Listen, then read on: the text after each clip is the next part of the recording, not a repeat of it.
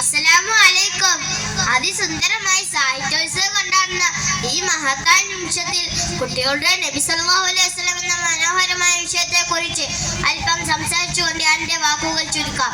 നാഥൻ തൗഫീഖ് ചെയ്യുമാറാകട്ടെ. ആമീൻ. കുട്ടികളെ വളരെയധികം സ്നേഹിച്ചവരായിരുന്നു മുത്ത് നബി സല്ലല്ലാഹു അലൈഹി വസല്ലം തങ്ങൾ.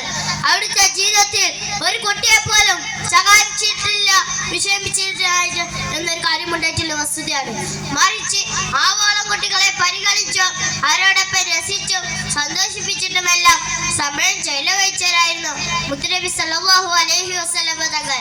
10 വർഷത്തോളം മുത്തുനബി സല്ലല്ലാഹു അലൈഹി വസല്ലമയുടെ ഒപ്പം ഉണ്ടായിരുന്ന അനസ് റളിയല്ലാഹു അൻഹു പറയുന്നുണ്ട്, എന്റെ കുട്ടിക്കാലത്ത് ഒരു തവണ പോലും എന്നെ ശകാരിച്ചതായോ എന്ന് വേണ്ട, ഒരു കാര്യം ചെയ്യണം ചെയ്യരുത് എന്ന് കൽപ്പിച്ചത് പോലും എന്റെ ഓർമ്മയിലില്ലെന്ന് അവിടുന്ന് ഉണർത്തുമ്പോൾ ഒരു പിഞ്ചു ബാലന് മുത്തുനബി സല്ലല്ലാഹു അലൈഹി വസല്ലം നൽകുന്ന പരിഗണന എത്രത്തോളം ഉണ്ടെന്ന് നമുക്ക് ഇതിൽ നിന്ന് കാണാൻ സാധിക്കും.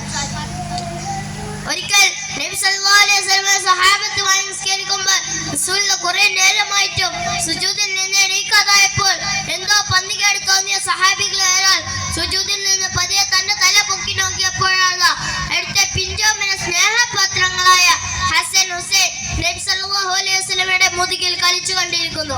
അവിടുന്ന് അവരെ ബുദ്ധിമുട്ടാക്കുന്ന രീതിയിൽ അനങ്ങുക പോലും ചെയ്യുന്നില്ല. അവസാനം അവർ പോയതിനു ശേഷം മാത്രമേ പിന്നെ ഖിയാമിലേക്ക് വന്നുള്ളൂ.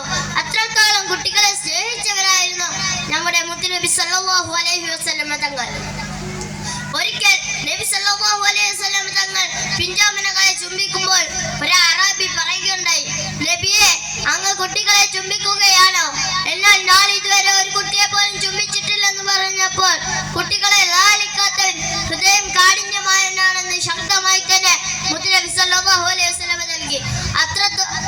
അത്രത്തോളം കുട്ടികളെ സ്നേഹിച്ചവരായിരുന്നു മുത്തുനബി സല്ലല്ലാഹു അലൈഹി വസല്ലം തങ്ങൾ. കുട്ടികളുടെ ദുആക്ക് അല്ലാഹു തആലയുടെ വളരെയധികം ഇജാബത്തുണ്ടെന്ന് നമ്മെ പഠിപ്പിക്കുമ്പോൾ തന്നെ അല്ലാഹു തആല പോലും കുട്ടികൾക്ക് നൽകിയ പ്രസക്തി എത്രയാണെന്ന് നമുക്ക് ഇതിൽ നിന്ന് ബോധ്യമാകും. ആ ഉത്തമ ബോധ്യത്തിന്റെ നേർചിത്രമാണ് മുത്തുനബി സല്ലല്ലാഹു അലൈഹി വസല്ലം അവിടുത്തെ ജീവിതത്തിലൂടെ നമുക്ക് കാണിച്ചു തന്നത്. ആ കാണിച്ചു തന്ന പാതയിലൂടെ നീങ്ങുവാനും സ്വർഗ്ഗം പുൽകുവാനും നാഥൻ തൗഫീഖ് ചെയ്യുമാറാകട്ടെ. ആമീൻ എന്ന് ദുആ ചെയ്തുകൊണ്ട് എന്റെ പ്രസംഗം അവിടെ അവസാനിപ്പിക്കുന്നു. വാഹിർ ദഅവാന അൽഹംദുലില്ലാഹി റബ്ബിൽ ആലമീൻ. അസ്സലാമു അലൈക്കും.